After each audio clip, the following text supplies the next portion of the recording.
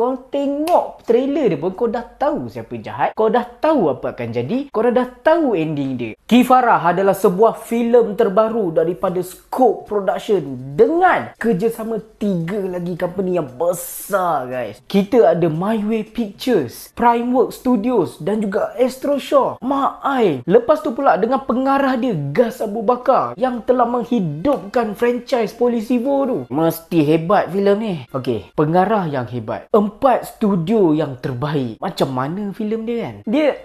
Saya sebenarnya datang dengan satu expectation yang sangat besar, tapi keluar dengan ada sedikit hampa. But overall boleh layan lah. Apa yang bagus pasal filem ni kan? Okay, the first thing yang saya nak puji sangat-sangat betul-betul adalah technical wise dia. Oh my god, cinematography. Ada banyak shot yang saya nampak Gaz Abu Bakar ambil. Wow, cantik.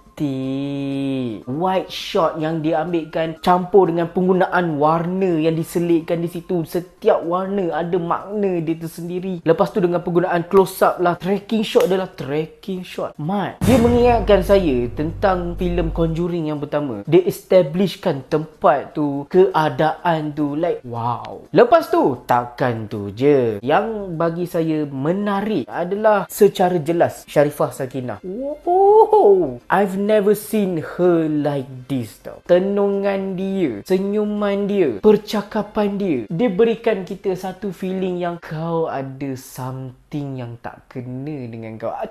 Kita tahu dia ni something yang tak kena. Tapi apa?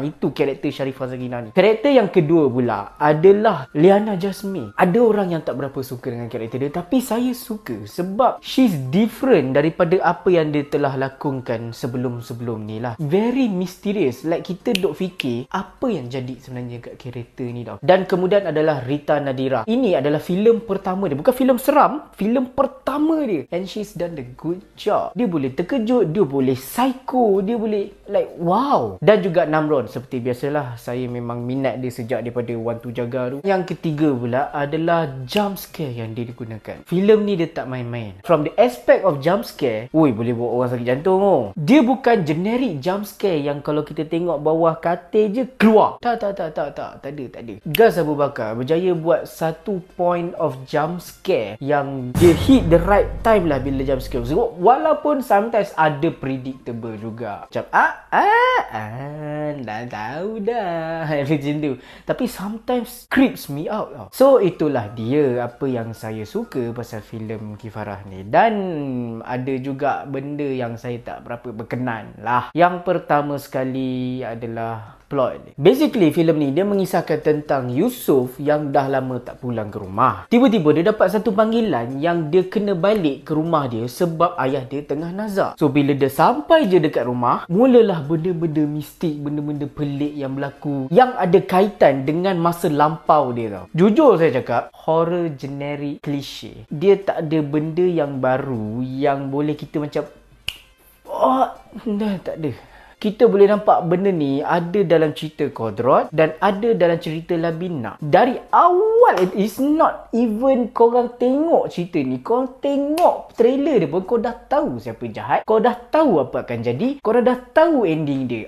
Cakap pasal ending, I hate the ending. This is going to be the new breakthrough kepada Abang Gaz Abu Bakar sebab this is the first time yang dia direct cerita hantu. Konsep dan sinematografi, teknikal semua dah cantik.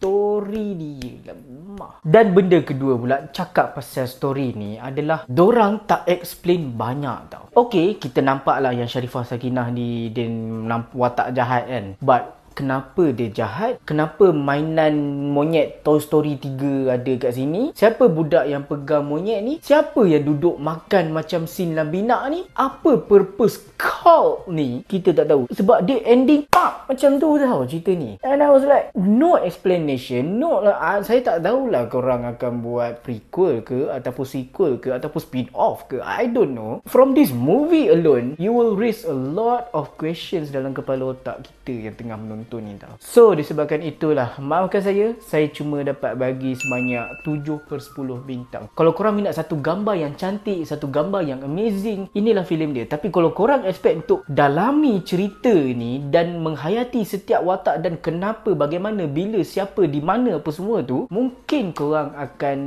ada kecewa di situlah. Kalau korang nak tengok filem ni, saya sangat-sangat cadangkan untuk korang lowkan expectation korang. Jangan tengok secara haram di mana-mana platform yang haram. Apa-apa pun guys, jadilah penonton yang setia. Terima kasih.